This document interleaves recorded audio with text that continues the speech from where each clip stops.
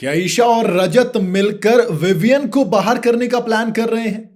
ये सवाल इसलिए क्योंकि दोस्त एक प्लानिंग हुई है। किसकी वजह से? करण और अविनाश वो जो घोड़े पर बैठकर बात करते हैं उसकी वजह से एक शक व शुबा पैदा हो गई है। पहले विवियन के जहन में थी, फिर ईशा और अब रजत भी उसमें शामिल हो गए हैं और कहा जा रहा है कि ये जो दो बिल्लियों की लड़ाई है उसके चक्कर में तीसरे को बाहर फेंकी। सवाल यह कि वो तीसरा है कौन? क्या यहां पर तीसरा इंसान विवियन डिसेना है या फिर कोई और है? क्योंकि आपने ये तो देखा होगा बात करते हुए, जब डाइनिंग टेबल पर बैठकर रजत और ईशा बात कर रहे थे तब रजत ने कहा कि ये जो दो बिल्लियों की लड़ाई हो रही थी इसमें तीसरे को बाहर करना पड़ेगा। ईशा कहती है क्या मतलब? रजत कहते हैं मैं बस बता रहा हूं, समझ जाओ। फिर वो कहते हैं देखो आगने वाला टाइम तो आएगा जिसमें हम सब अपने अपने लिए खेलेंगे और इसमें बुरा मानने जैसा कुछ भी नहीं है। जब आगे ट्रॉफी की बात आएगी तो मैं भी अपने आप को चूज करूंगी और मैं चाहूंगी कि आप भी अपने आप को चूज करें। बड़ी कन्वीनियंटली ईशा ये सब कुछ बोल देती है और उसके बाद खुद समीकरण बनाकर पूरे तरीके से खुद को सेव कर लेती है।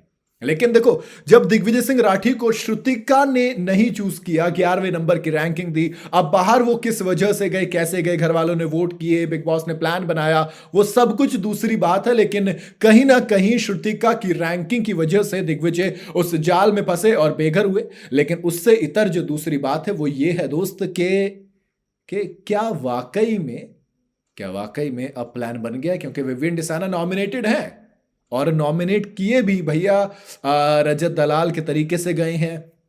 तो कहीं ना कहीं ऐसा लगा कि इस बार अविनाश ने नहीं, ईशा ने बैकडोर से स्टैबिंग करने की कोशिश की है। क्योंकि ये हम सबको पता है कि अविनाश और ईशा दोनों की पहली प्रायोरिटी वो खुद है, ना कि विवियन।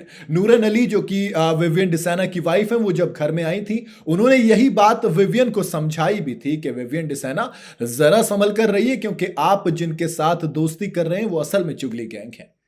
हमने कितनी बार देखा है कि पहले अविनाश ने रजत के साथ प्लान बनाया था, इस बार ईशा ने रजत के साथ प्लान बनाया। और अगर ईशा को ये वाली बात समझाई खुद अविनाश ने हो तो फिर ऐसा नहीं है कि मैं उस खबर को सुन के शॉक हो जाऊंगा।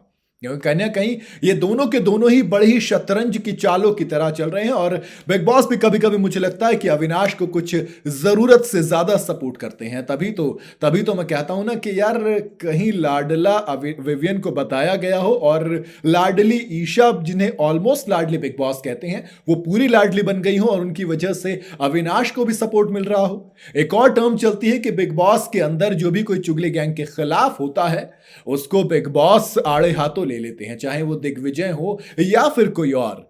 उसको सुनाया जाता है, उसको हड़काया जाता है। लेकिन सवाल वही कि क्या विवियन का नॉमिनेशन ईशा की प्लानिंग से हुआ है या फिर इस हफ्ते ये दोनों के दोनों करण और वो जो अविनाश घोड़े पर बैठकर बात करते हैं उसके शक के चलते अब विवियन को धोखा दे देंगे। वैसे तो विवियन ने कहा है कि अब मेरी प्रायोरिटी मैं खुद हूं सबसे पहले, बाकी कोई और नहीं। लेकिन दोस्त, कहानी में ट्विस्ट क्या आना अभी बाकी है। चलिए देखते हैं आपको क्या लगता है, क्या विवियन को ईशा और अविनाश धोखा देंगे? आपकी अपनी क्या राय है मुझे कमेंट में जरूर बताइएगा। वीडियो अगर आपको पसंद आई हो तो इसे लाइक और शेयर जरूर करें और जाते जाते चैनल को फॉलो और सब्सक्राइब जरूर करते जाइएगा।